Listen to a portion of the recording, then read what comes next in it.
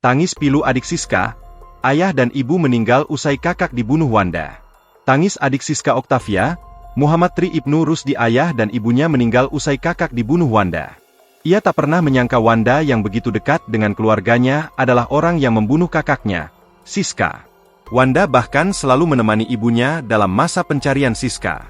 Kini pilu adik Siska pilu menyaksikan sang ibu, Nila Yunista, mengembuskan napas terakhir. Menyusul sang ayah yang sudah lebih dulu meninggal 6 bulan sebelumnya.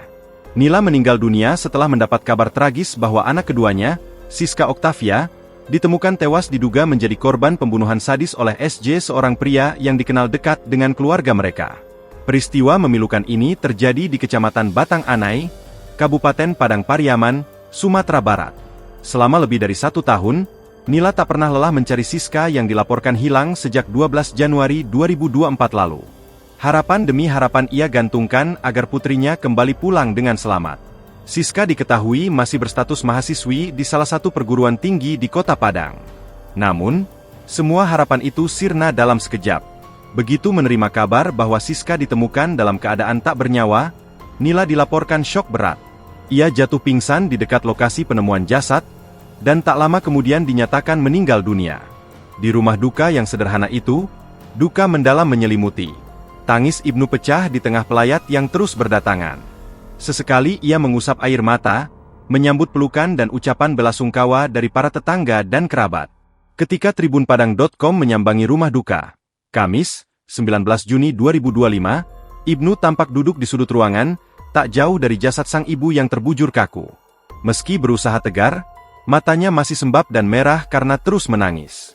Ibnu menceritakan, ibunya mengetahui informasi soal Siska dari seseorang melalui pesan WhatsApp, sekitar pukul 6 WIB pagi. Setelah itu, Nila langsung mengajaknya ke lokasi yang diduga menjadi tempat Siska dikubur oleh SJ. Namun sebelum sampai ke lokasi, di simpang jalan dekat rumah SJ yang saat itu sudah dipadati warga, Nila tiba-tiba jatuh pingsan sambil bersandar di bahu Ibnu.